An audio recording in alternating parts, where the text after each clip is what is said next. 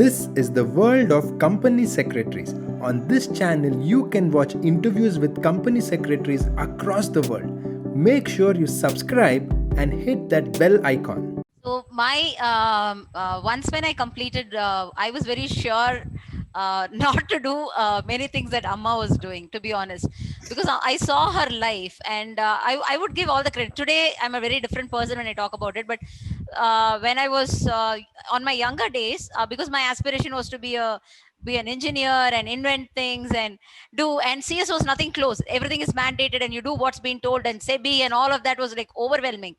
I thought, where is the creativity? There is nothing that you can do looks like, and that is how it felt. And my articleship went under Amma, and I still remember her mercilessly giving me those postcards to just write back to the shareholder, yes, your address change has been acknowledged. So you I did thought, your CS training under your mother? yes, No. under my mother. Oh, Yeah, wonderful. but Yeah.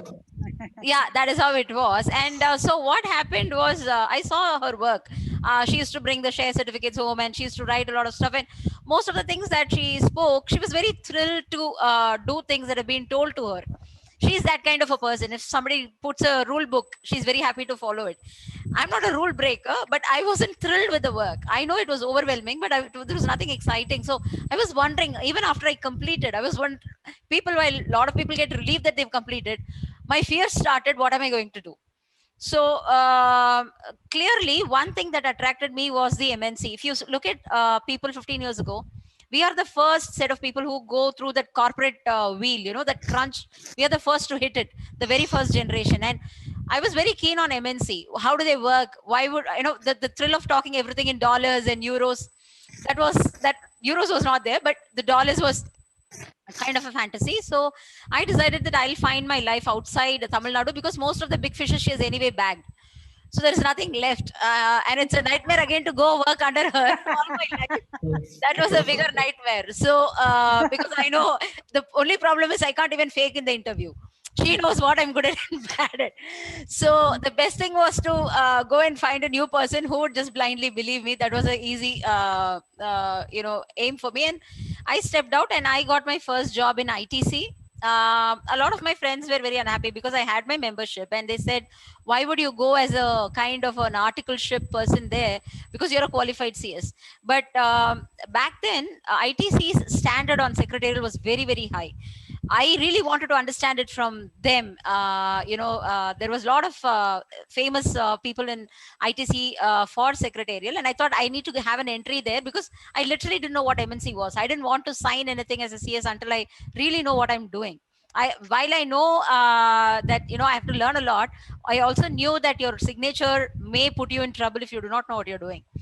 So I went into ITC, and in 6 months, the company secretary there felt that he's been underutilizing me as an article person, and he put me through the first world of negotiation. He said, Kanchana, can you negotiate contracts? You seem to be good at reading stuff. And thanks to my mom, because we were in a village, and me and my brother and my mom, I don't remember a single day where we had food without reading a book in our hand. It was simultaneous for us. I don't know, maybe 5,000, 6,000 books we would have read all our lives. I don't know, maybe more, but not less. So that reading was it was a normal thing for us. And that helps in legal profile. The huge contracts that you get, reading the fine detailing in that, and that really helped us focus. And uh, the first thing my manager felt in ITC was he understood that I read things pretty fast and I articulated much faster. So he said, can you negotiate? And he introduced me to the world of negotiation. And I shouldn't say no diversity comment here, but as a woman, you generally negotiate better. So legal was an easy pick for me. And I started doing legal work also, despite not being an LLB or any law graduate and just being a CS. So it started like that for me. And when I came out, I became the company secretary for one of the Hewlett Packard company. It was a non-banking financial company, and I also took over their legal, because a lot of lease executions and stuff.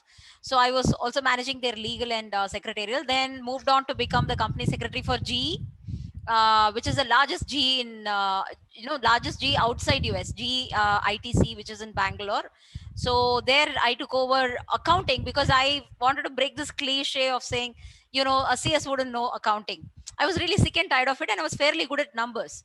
I loved numbers. So I said, give me accounting. And they gave me one of the toughest fixed assets accounting. And I had to do a reconciliation between IFRS and the Indian accounting standard, and all of that started. And I understood the walk between how, right from a request to something that hits your balance sheet.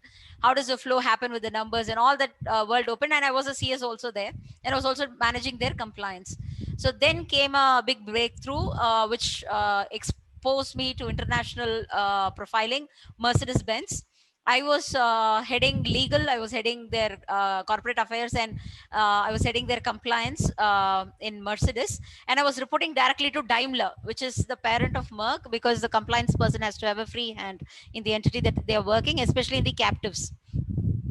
So moved on to Merck, and in Merck, what has happened is there were a lot of projects across their across the countries where Merck was operating, and they thought that a fresh blood that got infused in the system. They were picking a lot of people like me to say, "Can you go resolve a problem which is there in some of the entity for a longer time?"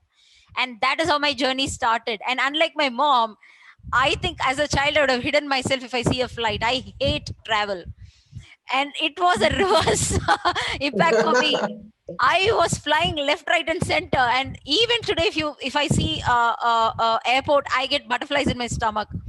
And unfortunately, I have to continuously travel. There is no two way. And my mom always used to say, "My curse is working on you," because she used to curse that I never travel with her.